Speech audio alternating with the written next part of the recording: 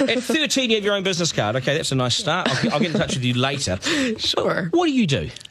Oh, well, mainly I like to call myself a software and cognitive developer because I love developing with cognitive computing and artificial intelligence.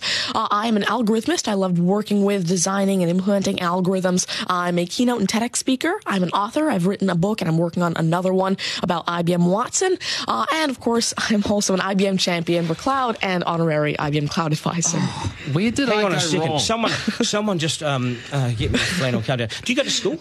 Well, I'm currently homeschooled in grade 8, going to grade 9 now. Wow. Okay, so you're bright. Artificial intelligence, it's taking over the world. Is that fair to say? Well, you see, that's actually one thing that I believe a lot of people have, the sort of misconception that artificial intelligence is this technology that was made to replace humans at really everything we do, whether it be, our jobs or whatever we do at home every day. But really what I believe is that artificial intelligence was developed and is continuing to be developed for the sole purpose of really augmenting our life and amplifying our skills or capabilities and what we can do every day. But what about when the computers actually learn that they're better than us? Well, you see, that's sort of called a singularity of artificial intelligence, at which point artificial intelligence has surpassed human intelligence to the point that we cannot control it.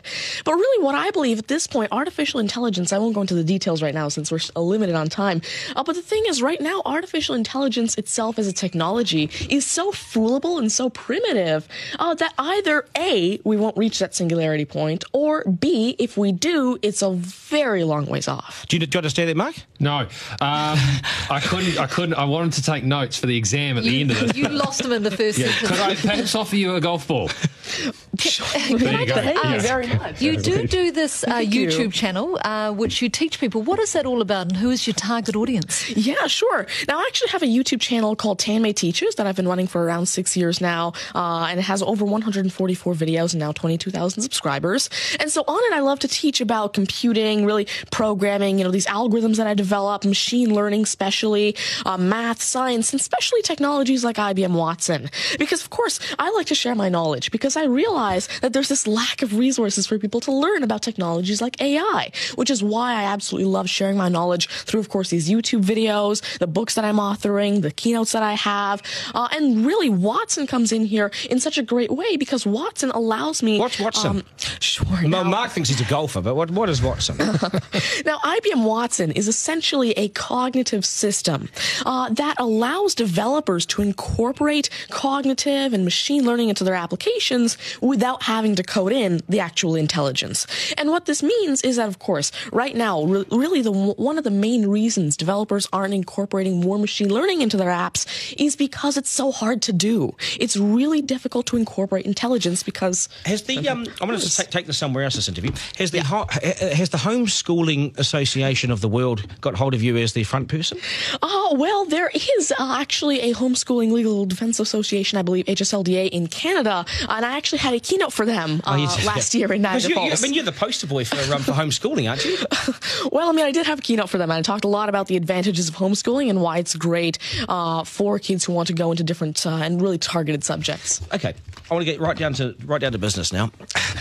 When did you realise you were bright and smarter than most? Well, I originally started coding when I was 5 with simple languages like Fox Pro and Batch. But eventually, at 9 years old, I had my very first iOS app accepted into the Apple App Store called T-Tables. But did your mum and dad do something to you between 0 and 5 that plug you into the wall? What did they do to you? At five, you were coding. Are you smarter than your mum and dad, by the way? Already? Well, I have... my dad used to work as a computer programmer, but he used to work with, simple, regular programming languages like Fox Pro, Batch, a little bit of C, etc. But you see, now I'm really interested in artificial intelligence and how it can actually be implemented on all these different platforms. You'd be a nightmare to teach. You'd be an absolute nightmare to teach, wouldn't you? Because you'll be smarter than the lecturers. I never ever want to get in an argument with you, ever. But I would like to see you on a quiz show because I think you would nail that. Well, you see, there is one thing that I've been working on, and it's essentially an app called Ask Tanmay, an NLQA system.